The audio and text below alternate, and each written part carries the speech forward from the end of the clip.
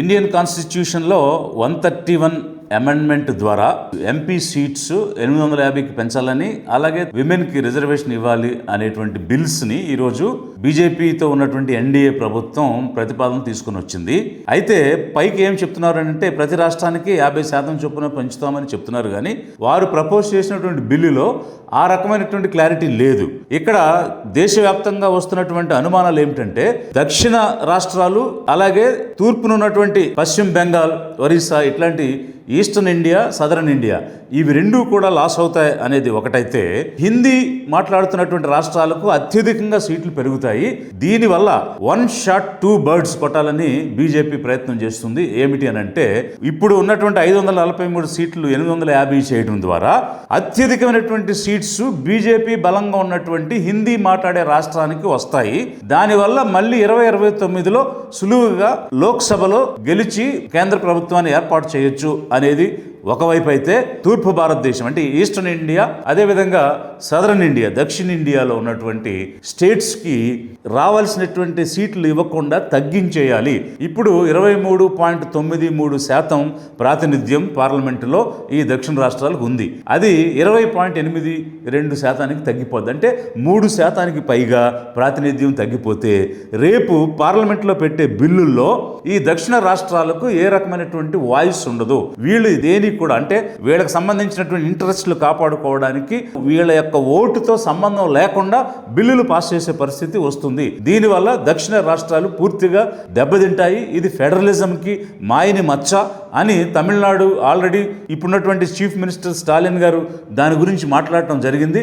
நாளை மறுநாள் ஏப்ரல் 16 நாடாளுமன்ற சிறப்பு கூட்டத்தொடர் கூடுதுன்னு சொல்றதை விட தமிழ்நாடு மேற்கு வங்க தேர்தலுக்கு நடுவில் வலுக்கட்டாயமா கூட்டப்படுதுன்னு தான் சொல்லணும். டீலிமிட்டேஷன்கிற தொகுதி மறுவரைகிற தொடர்பாக அரசியல் சட்ட திருத்தத்தை இந்த தொடர்ல புல்டோஸ் பண்ண போறாங்க. முதல்ல இருந்தே ఇది పత్తి நம்ம தொடர்ந்து హెచ్చరించాం. ఇది దక్షిణ రాష్ట్రాలకు తీరని దెబ్బ అని చెప్తున్నటువంటి పరిస్థితిలో తెలుగుదేశం కానీ, వైఎస్ఆర్సీపీ కానీ, జనసేన కానీ రాష్ట్ర యొక్క ప్రయోజనాలు, తెలుగు జాతి ప్రయోజనాలు, ఆంధ్రుల ప్రయోజనాలు కాపాడటానికి ఎలాంటి చర్యలు తీసుకుంటుంది? ఈ బిల్లుల్ని వ్యతిరేకించి మనకు రావాల్సినటువంటి వాటా వచ్చే విధంగా వీళ్ళు ప్రయత్నం చేయకపోతే చరిత్రహీనులుగా, తెలుగు జాతి ద్రోహులుగా, ఆంధ్రులకు ద్రోహులుగా ఈ వైఎస్ఆర్సీపీ, తెలుగుదేశం, జనసేన మిగిలిపోతాయి అనేది లిబరేషన్ కాంగ్రెస్ పార్టీ హెచ్చరిక చేస్తున్నది. అదే సమయంలో మరొక విషయం ఏమిటంటే సీట్లు పెంచి మహిళలకు ఇస్తామని చెప్తున్నారు. 850 సీట్లలో 255 సీట్లు వస్తాయి. అప్పటికీ మగవాళ్ళు ఉండే సీట్లు 595 ఉంటాయి. అంటే ఇప్పుడున్నటువంటి 543 కన్నా కూడా ఎక్కువ. అంటే 543 ఎంపీలు ఇప్పటి వరకు ఉన్నారు. వారి యొక్క మేల్ డామినేషన్, మగవారి ఆధిపత్యం అనేది ఇన్నాళ్ళుగా సాగింది. ఆ ఆధిపత్యంలో ఎలాంటి లోటు లేకుండా భూస్వాములైనా, క్రిమినల్ రికార్డు కలిగిన వాళ్ళైనా ఎంపీలుగా స్థిరపడిపోయి పార్టీలలో పాతుకుపోయి ఉన్నటువంటి వాళ్ళకి ఎలాంటి నొప్పి లేకుండా, ఇబ్బంది లేకుండా పెంచి ఆ పెంచిన దానిలో మహిళలకు సీట్లు ఇస్తామని చెప్తున్నారు. 543లోనే మహిళలకు సీట్లు ఇస్తే 381 మంది మగవాళ్ళు, 160కి పైగా మహిళలు ఉండేటువంటి పరిస్థితి ఉంటుంది. అంటే 543లో 381, 160 మంది మహిళలు ఉంటే ఆ సభ ఎలా ఉంటుంది? 850 మందిలో 595 మంది మగవాళ్ళు ఉండి 250 మంది మహిళలు ఉంటే ఏ విధంగా ఉంటుంది? పేట్రియార్కియల్ థింకింగ్. ఈ బీజేపీ ఏం ఆలోచిస్తుందంటే మేల్ డామినేషన్, మగవారి ఆధిపత్యం, పితృస్వామ్య వ్యవస్థను పెంచి పోషించే దానిలో భాగంగా ఇప్పుడు 543 ఎంపీలు ఇంతవరకు వారు ఎంజాయ్ చేస్తూ వచ్చిన దానిలో చిన్న వాటా కూడా ఇవ్వకుండా, మహిళలకు ఇవ్వకుండా సీట్లు పెంచి 850లో 250 ఇస్తాము అని చెప్తున్నారని అంటే ఎంత కుట్ర దాగి ఉంది దీని వెనుక? అంటే వీళ్ళు ఈ రెండు కలిపి బిల్లులు పెట్టడంలో ఉద్దేశం ఏంటంటే 2029లో అంటే ఇప్పుడు మతం గురించి మాట్లాడారు, మతం పేరు చెప్పి, పాకిస్తాన్ పేరు చెప్పి గెలిచారు.